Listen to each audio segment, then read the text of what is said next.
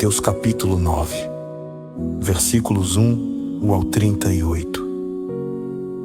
E entrando no barco, passou para o outro lado, e chegou à sua cidade. E eis que lhe trouxeram um paralítico, deitado numa cama. E Jesus, vendo a fé deles, disse ao paralítico: Filho, tem bom ânimo, perdoados te são os teus pecados. E eis que alguns dos escribas diziam entre si: Ele blasfema. Mas Jesus, conhecendo os seus pensamentos, disse: Por que pensais mal em vossos corações? Pois, qual é mais fácil dizer: Perdoados te são os teus pecados, ou dizer: Levanta-te e anda? Ora, para que saibais que o Filho do Homem tem na terra autoridade para perdoar pecados. Levanta-te, toma a tua cama e vai para a tua casa. E levantando-se, foi para a sua casa. E a multidão, vendo isto, maravilhou-se e glorificou a Deus que dera tal poder aos homens. E Jesus, passando adiante dali, viu assentado na recebedória um homem chamado Mateus e disse-lhe: Segue-me. E ele, levantando-se, o seguiu. E aconteceu que, estando ele em casa sentado à mesa, chegaram muitos publicanos e pecadores e sentaram-se juntamente com Jesus e seus discípulos.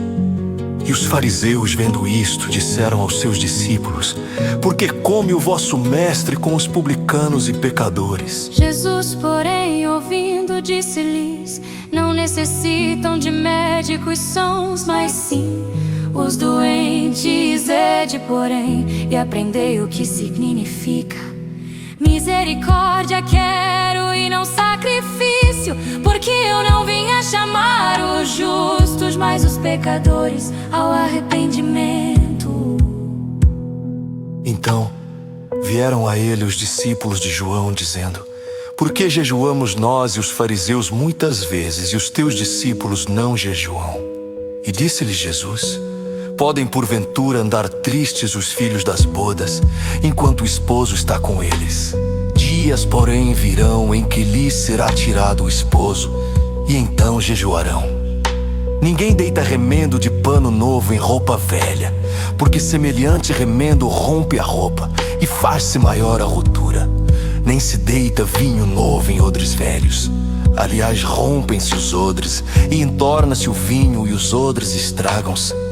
Mas deita-se vinho novo em odres novos, e assim ambos se conservam. Dizendo-lhes ele estas coisas, eis que chegou um chefe e o adorou, dizendo: Minha filha faleceu agora mesmo, mas vem, impõe-lhe a tua mão e ela viverá.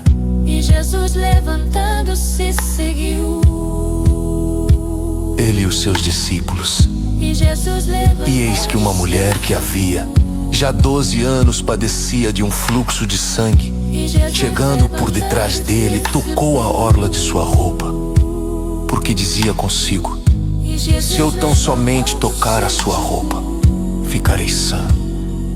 E Jesus, voltando-se e vendo-a, disse: Tem bom ânimo, filha, a tua fé te salvou. E imediatamente a mulher ficou sã. E Jesus, chegando à casa daquele chefe, e vendo os instrumentistas e o povo em alvoroço, disse-lhes: Retirai-vos, que a menina não está morta, mas dorme. E riam-se dele. E logo que o povo foi posto fora, entrou Jesus e pegou-lhe na mão, e a menina levantou-se. E espalhou-se aquela notícia por todo aquele país. E partindo Jesus dali, seguiram-no 2 cegos, clamando e dizendo: Tem compaixão de nós, filho de Davi. E quando chegou a casa, os cegos se aproximaram dele. E Jesus disse: Credes vós que eu possa fazer isto? Disseram-lhe eles: Sim, Senhor. Tocou então os olhos deles, dizendo: Seja-vos feito segundo a vossa fé. E os olhos se lhes abriram, e Jesus ameaçou-os, dizendo: Olhai que ninguém o saiba. Mas tendo eles saído, divulgaram a sua fama por toda aquela terra.